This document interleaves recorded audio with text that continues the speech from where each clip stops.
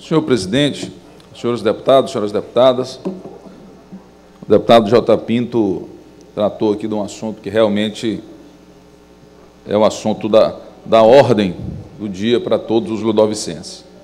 A greve de ônibus, que agora ficou 100%, os ônibus ficaram 100% parados, e, claro, está provocando sérios transtornos à população de São Luís. Ontem eu fiz uma dura crítica aos empresários de transporte coletivo de São Luís e repito a crítica, acho que eles estão forçando a barra, acho que estão tentando pressionar o prefeito a conceder um aumento que não se justifica.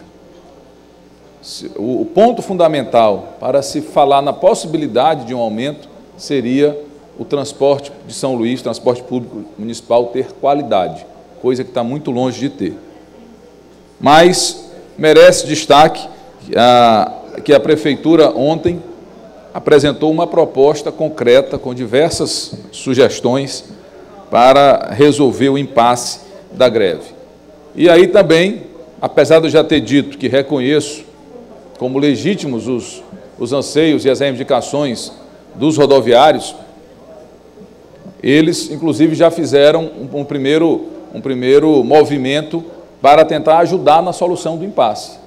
Veja só, deputado Bira, quem primeiro cedeu, ao invés de ter sido o sindicato patronal, foi o sindicato dos trabalhadores, que reduziu, fez já uma primeira contraproposta, aliás, uma segunda proposta, porque os empresários não apresentaram uma proposta concreta ainda, reduzindo o que inicialmente eles exigiam 16% de reajuste, passaram para 11%.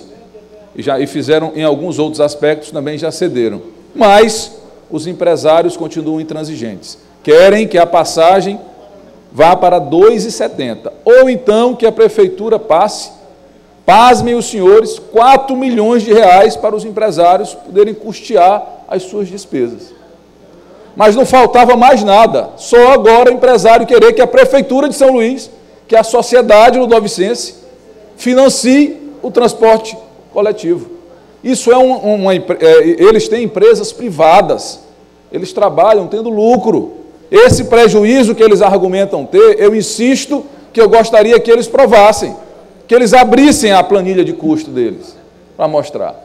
Porque, sinceramente, eu custo crer, como eles dizem que são prejuízos que são vários milhões, como é que alguém consegue se manter numa atividade econômica tendo prejuízos no campo dos milhões por vários anos? Mas chama a atenção a sugestão que a Prefeitura fez, porque ela propõe, no intervalo aí de 90 dias, algumas medidas que vão reduzir e consertar a médio prazo, reequilibrar o sistema com relação ao equilíbrio financeiro do transporte público municipal.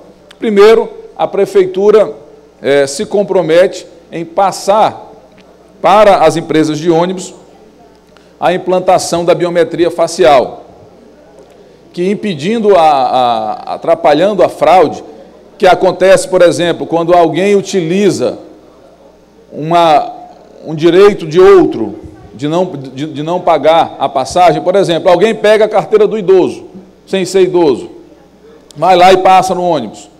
É um tipo de burla que acaba gerando prejuízos.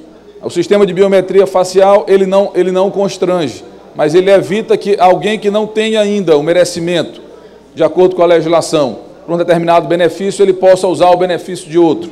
Então, as pessoas terão que estar cadastradas e com a biometria facial impede a fraude. Só isso, só controlando esse tipo de fraude, já tem um impacto na casa de mais de 1 milhão por mês, o que já tem um impacto importante.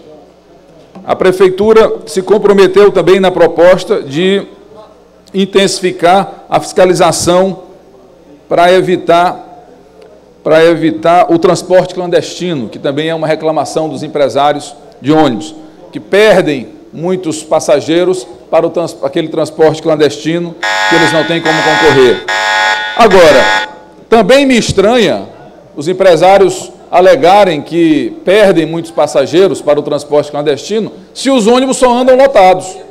Então, alguma coisa não está bem explicada aí. Eu já ouvi mais de uma vez pessoas reclamando que não conseguem pegar o ônibus na parada porque o ônibus passa lotado. A Prefeitura sinalizou ainda, além do sistema de biometria facial e do combate às tentativas de fraude, tem também, aí já é uma parte que envolve o governo do Estado, que seria a redução de ICMS para o diesel, que teria um impacto de mais ou menos R$ 730 mil por mês, o que também ajudaria a corrigir esse déficit. O certo é que a Prefeitura deu duas garantias que eu considero fundamental. Primeiro, que não vai ceder à pressão e aumentar a passagem. E segundo, que nem vai dar 4 milhões propostos pelo sindicato dos donos de empresa de ônibus e tampouco continuar dando 2 milhões por mês, que também não é justificado. Estava fazendo antes por conta de um TAC que havia sido assinado e tinha que ser cumprido.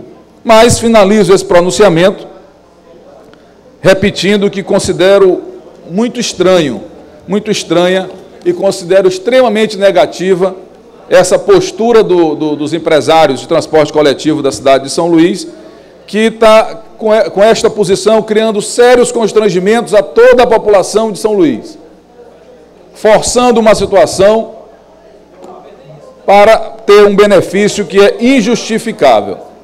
E, finalmente, acho que, resolvida a crise e os ônibus voltando a circular normalmente em São Luís, é momento, de fato, de se aprofundar a discussão sobre o sistema público de transporte em São Luís. O secretário Canidé informou que vai começar agora em julho a realizar as audiências públicas. É fundamental que aconteça isso, para que nós possamos passar a limpo o sistema municipal de transporte público e aí não ficar mais todo ano tendo que enfrentar esse tipo de crise. Até o ponto de nós chegarmos à licitação para o transporte público em São Luís, para que venham para que participem da licitação e ganhem o certame empresas que tenham condições de operar em São Luís e que não fiquem fazendo esse tipo de procedimento que cheira até a chantagem contra a Prefeitura para tentar aumentar os seus lucros ou supostamente diminuir um prejuízo que eu não acredito que esteja. Repito o que disse ontem, empresário que está tendo prejuízo pede falência, fecha a empresa, porque eu custo crer que alguém insista anos e anos numa atividade que vem dando prejuízo.